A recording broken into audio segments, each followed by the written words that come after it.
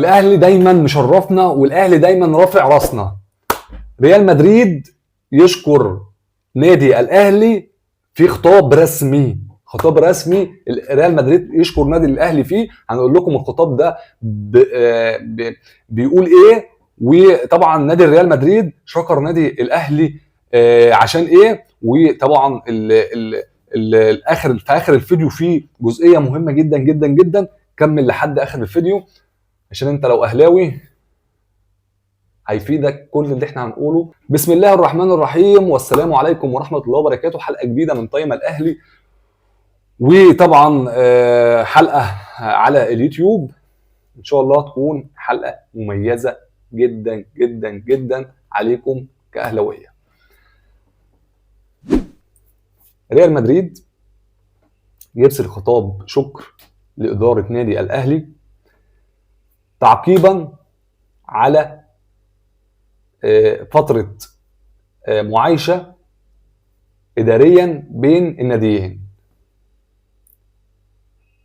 طب حد هيقول لي يا أوحى يعني إيه والكلام ده كله؟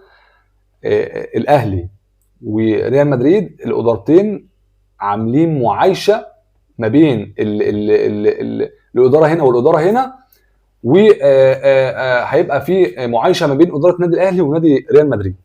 حاجة كبيرة جدا، حاجه كبيره جدا جدا جدا. انت كاهلاوي لازم تبقى ماشي كده فخور ان ده رافع راسك، ان اكبر نادي في العالم كله بعديه طبعا النادي الاهلي عشان هو اقوى واخد بطولات اقوى منك كريال مدريد، يعني بيتكلم عليك، جاب اسمك بس في الصفحه بتاعته الرسميه.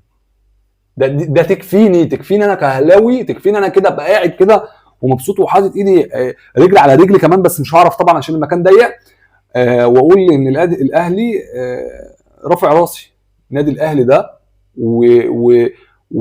وادارته ولاعيبته رافعين راسنا الجماهير كلها. يا ريال مدريد يابا، ريال مدريد نفسها بتتكلم عليك.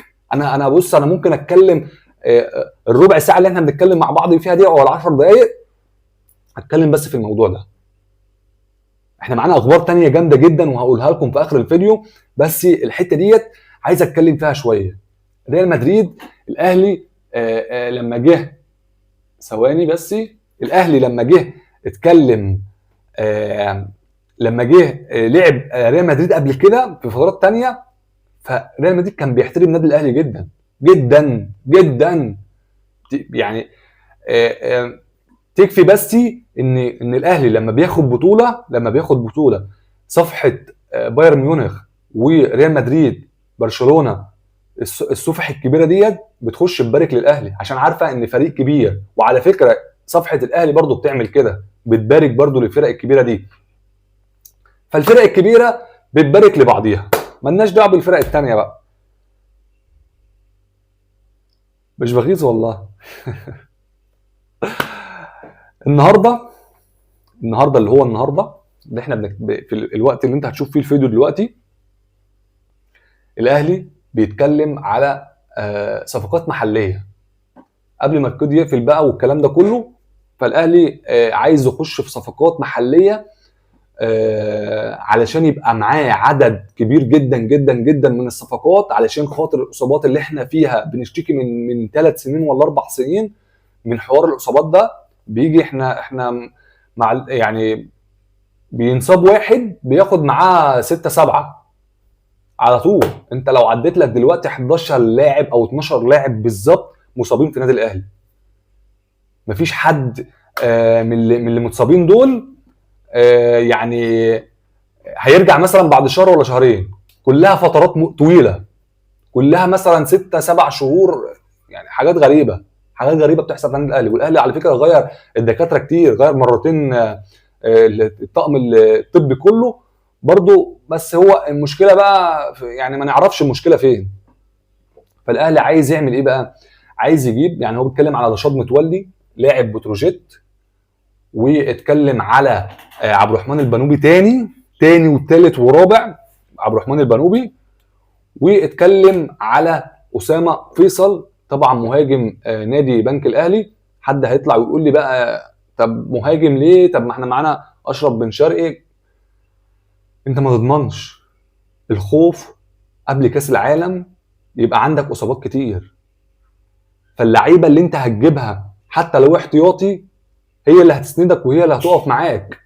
فانت لازم تجيبها في الفتره ديت على الاقل خالص، تديها حماس وتديها اللي هو الحته بتاعت الاهلي دي اللي هي ايه، ابقى بلعب بروح كده. حتى لو انا قاعد احتياطي واول ما انزل الملعب خلاص انا بلعب للنادي الاهلي، ما بلعبش الفريق قليل. فالاداره شغاله على كده، الاداره شغاله على صفقات المحليه، صفقات الاجانب. في صفقه ولا صفقتين الاهلي بيتكلم فيهم في الحاله لو في حاله ان الاهلي ما عرفش يخلص صفقات اجنبي، هيبقى في صفقه او صفقتين محليين من الدوري المصري هيكونوا موجودين في نادي الاهلي الفتره اللي جايه. الاهلي شغال على كده، والكابتن محمود خطيب شغال على كده، وخلاص قعد مع مارسيل كولر في تدريبات. طبعا الخطيب زار تدريبات النادي الاهلي وقعد مع الكابتن محمود، قعد مع الكابتن كولر واتكلم معاه في التفاصيل دي كلها. وطبعا الاهلي هيشتغل على الحته ديت. طبعا الاهلي بيشتغل في الحته دي باحترافيه يعني جامد، اللي هو مش بيخش باي صفقه وخلاص. خلاص احنا ما عندناش الحته دي تاني. كولر خلاص قال الصفقه اللي انا مش عايزها هقول مش عايزها، والاهلي بينفذ له اللي هو عايزه. الصفقه اللي الكولر قال ان انا عايزها بيجيبها، علشان خاطر الصفقات كلها بتبقى تحت عين كولر. اي صفقه الاهلي بيخش فيها لازم كولر بيتفرج عليها واحد واثنين وثلاثه، مره واثنين وثلاثه لازم، وبعد كده بياخد قراره، وبعد كده بيبلغ لجنه التخطيط، ولجنه التخطيط بتبلغ الاهلي الخطيب بان كولر قال واحد اثنين ثلاثه. فكولر من نوعيات المدربين اللي هي ما بتزهقش.